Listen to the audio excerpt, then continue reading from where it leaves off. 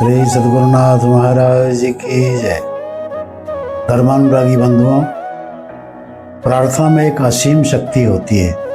प्रार्थना नम्रता की पुकार होती है, आत्मशुद्धि का, आत्मनिरीक्षण का आह्वान ये प्रार्थना कहलाती है।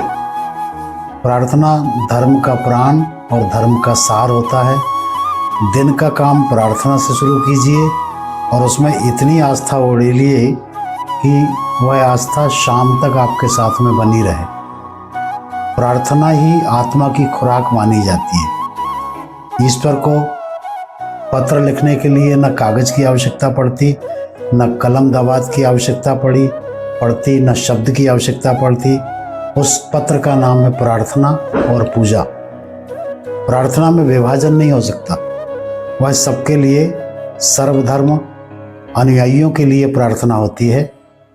प्रार्थना याचना करना नहीं कहलाती, वह तो आत्मा की पुकार कहलाती है। स्तुति, उपासना, प्रार्थना ही इसको अंधविश्वास नहीं कहा जा सकता, अथवा उससे भी अधिक सच बात है कि जितना हम खाते हैं, पीते हैं, चलते हैं, बैठते हैं, ये सब सत्य है। ये सारे कार्य हमारे बिना प्रार्थना के संभव नहीं है। भर्जनम भव बीजानाम मर्जनम सुख संपदाम तर्जनम यमदूतानाम राम रामेति गर्जनम। भगवान राम का नाम या अपने इष्ट देवता का नाम या अपने गुरु मंत्र का नाम लेने से यमराज के दूत भी जो आते हैं, उन्हें भी वह राम का नाम की शक्ति मुद्गर मार के भगा देती है।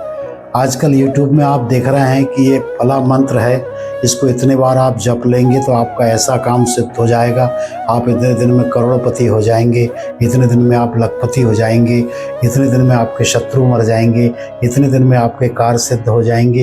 ये सब कहने की बातें हैं। भाग्यम भरति सर्वत्र न च विद्या न च पौरुषम। भाग्य जहाँ फलीभूत होते हैं, ना वहाँ विद्या काम आती, न पुरुषार्थ काम आता।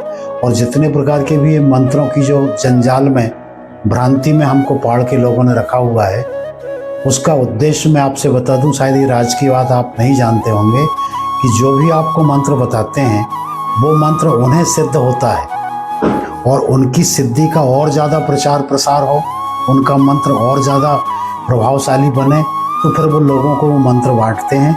और हम जो मंत्र उनके कहने में जपते हैं, उनके कहने में स्मरण करते हैं, उसकी सारी शक्ति का सार वही सिद्ध मंत्र जिसको हुआ है, उसे ही उसका फल मिलता है।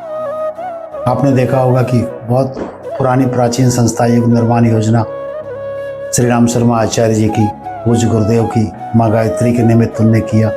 भगवती ने उनको आदेशित किया, उनने कहा कि आप जन कल्याण के लिए इसका प्रचार करें, और उनकी शक्ति स्वयं बढ़ना प्रारंभ हो गई। हमें तो चूंकि गायत्री मंत्र है, वो कीलित मंत्र है, तो हमें उसका लाभ मिला या मिलता है। परंतु दूसरे जो सामान्य मंत्र हैं, अब बीज मंत्र में जो लोग देते हैं, मिला करके बना के देते हैं, अम कम चम टम तम यम भीम धूम यम भीम, ये जितने भी बीज मंत्र के साथ दिए जाते हैं, ये बीज मंत्र सिर्फ गुरु के द्वारा ही प्रदत्त किया जाता है और उसमें शक्ति सन्निहित होती है और वह शक्ति क्रम से बढ़ती चली जाती है। इसलिए आप संसार के किसी भी झंझावात में इन शब्दों के साथ में ना उलझें कि कोई मंत्र आपका कल्याण कर देगा। कल्याण करेगा तो आपकी कुलदेवी, आपका इष्ट मंत्र, आपका गुरु मंत्र और आपकी जो आंतरिक तपस्या है, निर्मल मंजन सोमोहि पावा मोहि कपट छल छिद्र न भावा। जो ईश्वर को पसंद हो ऐसा काम यदि आप करेंगे तो आपके भाग्य भी परिवर्तित हो जाएंगे और आपको उसका यथोचित लाभ की प्राप्ति भी होगी।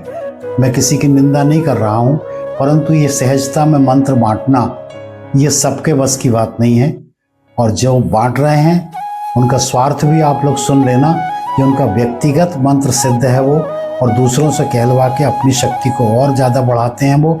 हमारा उसमें कोई भी लाभ हमें प्राप्त नहीं होता।